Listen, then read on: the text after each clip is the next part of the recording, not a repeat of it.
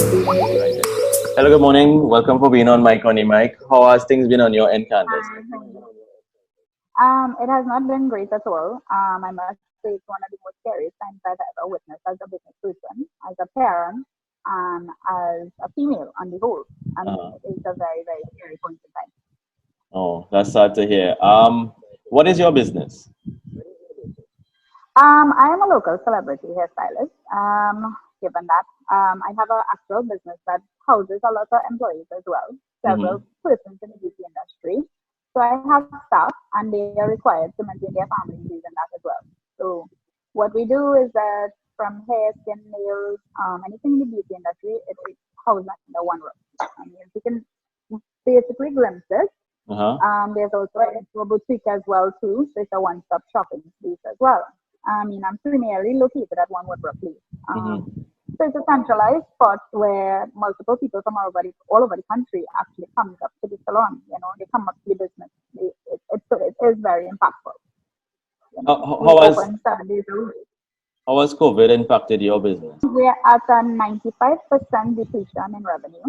Mm-hmm. There's no funny joke or anything about this incident because you have to practice health standards. You have Yeah. to self quarantine. You have to isolate, and in doing so, this business is based on interaction. I Mm-hmm. mean, I have tried to accommodate in the beginning based on one-on-one appointments and limited interaction. Mm-hmm. However, I do put myself at risk, and I have to be careful. You do not want to contract something and spread it even further. So Mm-hmm. in doing so, the staff has gone home. I mean, I am here. There is not only one-on-one contact. I am in the salon right now. As you can see, the salon is Yeah. empty. But Yeah. I do have other work taking place. I have to, paperwork. I have stuff going on. I have to Uh-huh. actually, try to create a virtual lifestyle to support the business for the after effects of what is going to happen. And you Yeah. still want to be interacted with people and feel that connection of knowing what's going on. You have any positive advice for small businesses like yourself who might be going through similar situation and panicking? To be honest, I do actually. I'm trying to stay as calm as possible. I'm trying to network with other businesses and finding a support group in way of meeting the after effects or going through the position. What do we stand together and supporting each other and trying to figure out a solution. I don't think anybody has a solution right now because since everything is been changing by the minute, by the hour. So it's just like as it come along, you try to work with what is happening. But the greatest thing I think so far has been supportive is that sticking together is helpful. Getting advice from other persons, Mm-hmm. going to your bankers and various institutions for advice, because there is a financial attribute to this, Yeah. right? Yes, people are worried about the economic situation. You have savings, you have revenue. When this is depleted, because nobody knows how long or how short this will last, we are Mm-hmm. we are hopeful, and I believe that it should, by something happen and resolve fast. But if it doesn't, then what are the long-term effects, and how is it going to affect us, right? Yes, we don't want to panic buy, but eventually we have to think about if our revenue, if we don't have the revenue to buy, then what is Mm-hmm. going to happen? How are we going to sustain it? I mean, you know, What the if you average have? person, most persons, let's say Mm-hmm. 30% of persons live paycheck to paycheck or month to month, Yeah. right? 30%. Let's say another 20% is able to sustain itself for 3 months. What Mm-hmm. is happening after that? So I'm not an economist in this situation, Yeah. but I am a businesswoman, and it's only so far my revenue can go. If you had to give some advice to the authorities and the decision makers, what do you tell them right now for small business? Definitely, I would honestly like that the government or persons in authority to actually try to look at the implementation of economic perspective for later on, for the next 6 to 8 months, because it's going to be reoccurring. What happens now is going to be a cycle in the next 3 months, so forth, Yeah. right? So therefore, we're looking at the longevity of revenue and returns and stuff like that. If more money is coming in, at least put things in place and work together with institutions. We're not saying, oh, don't pay for nothing or don't. But if you don't have money to pay for it, then how are we going to do it? So working on a plan that could, sustain life is what I'm worried about or what I would think of. I mean, I don't have an advice to give to any government official right now. They are I think that they are the people in charge and they have been there for a purpose and they know what they are doing. So I'm hoping I'm working with the guidelines of what they see or deem best. They are the expertise in this matter.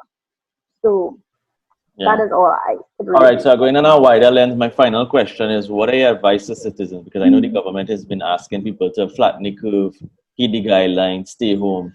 But I think the main emphasis and the main attention should be, if it is that we allow ourselves this time home, I know it's very difficult for small business and for a lot of people, including myself.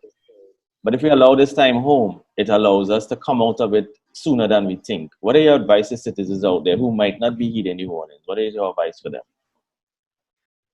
My thing is be smart, be responsible. I mean, I don't think that we have to beg you to secure your own life and your family life. You understand? I mean, how could you not? I mean, yes, I know a lot of people are really worried, and people have to understand this. That people are scared. People are still trying to live a normal life because people tend to be scared what they don't understand. So if you don't understand something and you're uneducated to the effects of it, you then arrogance is coming into play, right? So at the end of the day, education is key. You have to be smart. You have to be responsible. Know what the virus is. Learn it. Know what to prevent and how to see about it. And then put yourself in the position as if you are the one that is going to lose somebody, right? Because that's the only way we can really do this and get over with it faster. Is if we really do isolate. And that is just not even a guaranteed measure. It is what we think we know and we understand at this point in doing so.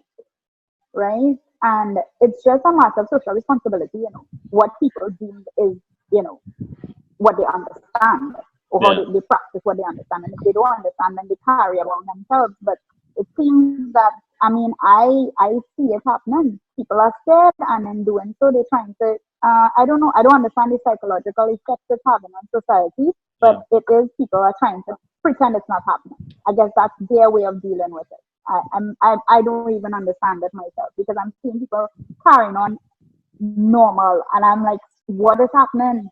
Yeah. But I guess that's their way of dealing with it. Yeah.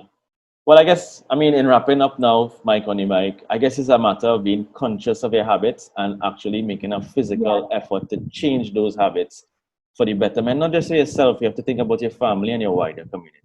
But I want to say thank you for being on Mike on the mic. I don't want to take you much longer. I know you're running your business. I think it's a really good initiative. And now we have to kind of really social distancing doesn't mean that you cannot just use technology wisely. Use it in a positive way of now. We're forced to evolve a little bit more.